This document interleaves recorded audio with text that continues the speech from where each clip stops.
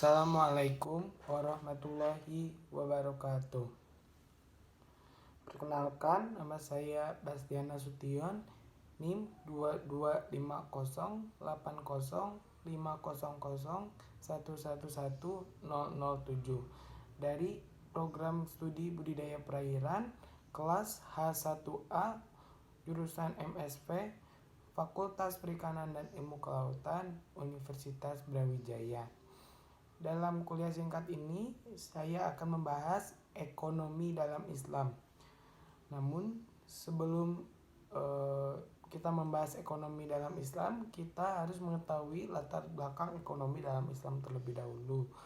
Latar belakang ekonomi dalam Islam disebutkan dalam hadis riwayat Tirmizi, yaitu mengenai 4 pertanyaan dan pertanggungjawaban dari manusia.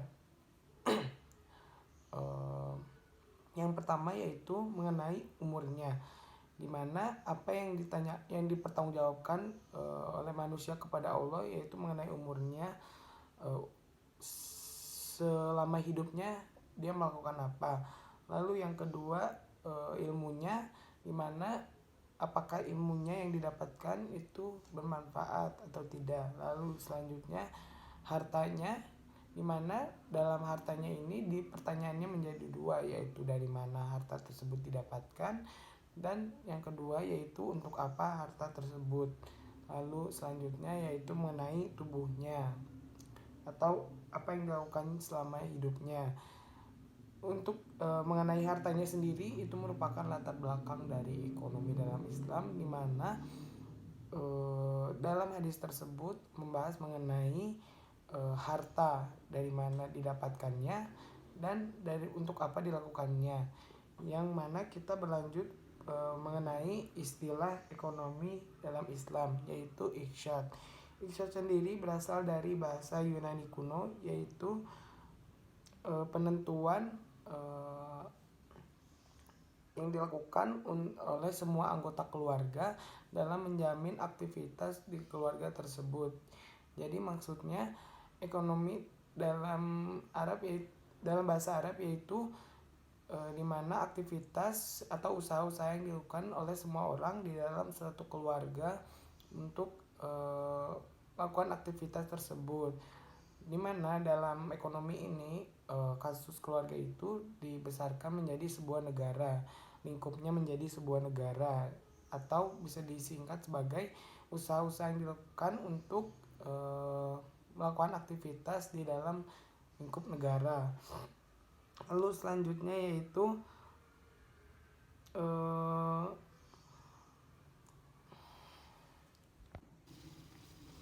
makna dalam iksyad sendiri bisa memiliki arti istilah, yaitu manajemen harta, di mana dalam manajemen harta tersebut terbagi menjadi 3, yaitu yang pertama adalah taksir atau memperbanyak harta tersebut, di mana usaha-usaha yang dilakukan untuk memperbanyak harta tersebut. Lalu yang kedua adalah takmil hijat atau menjamin produksi atas harta tersebut. Lalu yang ketiga adalah tauziah atau tata cara mendistribusikan harta tersebut.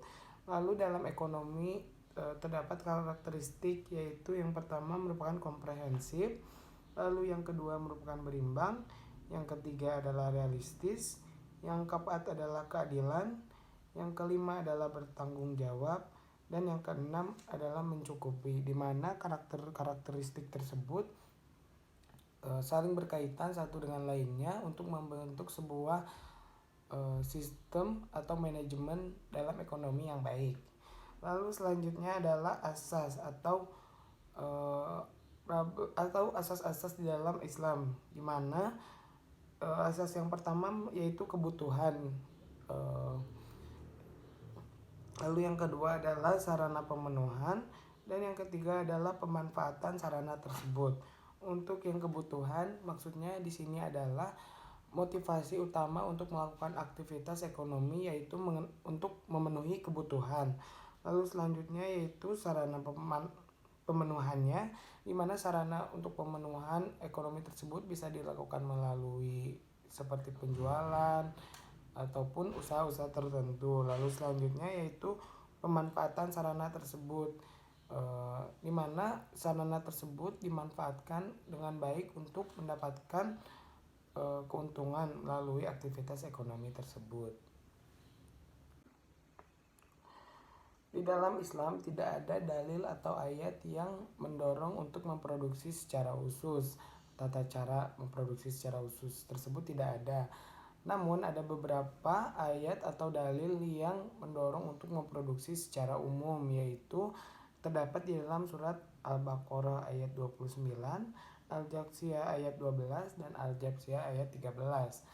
Lalu selanjutnya yaitu membahas mengenai konsepsi kepemilikan atau milkiyah, di mana dalam konsepsi kepemilikan tersebut terbagi menjadi 3, yaitu milkiyah fardiyah atau kepemilikan individu, milkiyah ammah atau kepemilikan umum, dan milkiyah taudaulah atau kepemilikan negara. Untuk kepemilikan umum sendiri bisa didapatkan melalui 5 cara, yaitu amal atau bekerja, selanjutnya yaitu pewarisan, yang ketiga yaitu penyambungan hidup, di mana apabila kita tidak memiliki harta sama sekali bisa didapatkan melalui penyambungan hidup, di mana apabila kita memiliki seekor babi yang tersisa maka babi tersebut halal untuk dimakan untuk melanjutkan hidup. Lalu selanjutnya yaitu hadiah, dan yang kelima yaitu pemberian dari negara.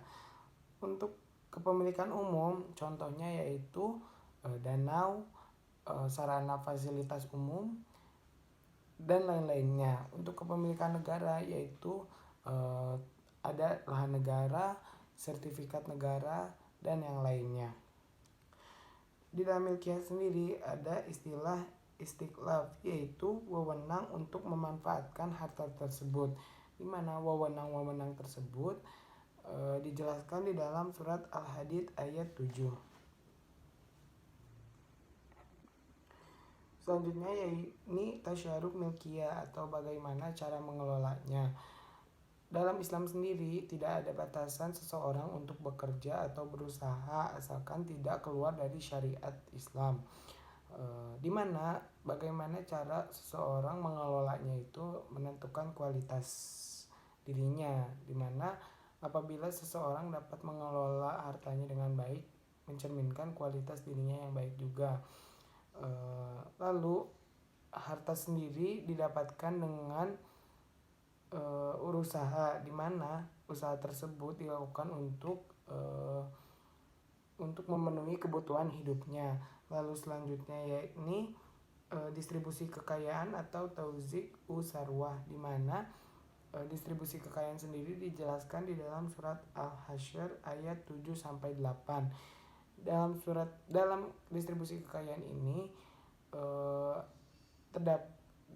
dimaksudkan untuk agar seseorang tidak menimbun hartanya, di mana apabila seseorang menimbun hartanya maka akan menyebabkan ketimpangan antara umat, di mana ada ketimpangan antara orang kaya dengan orang miskin.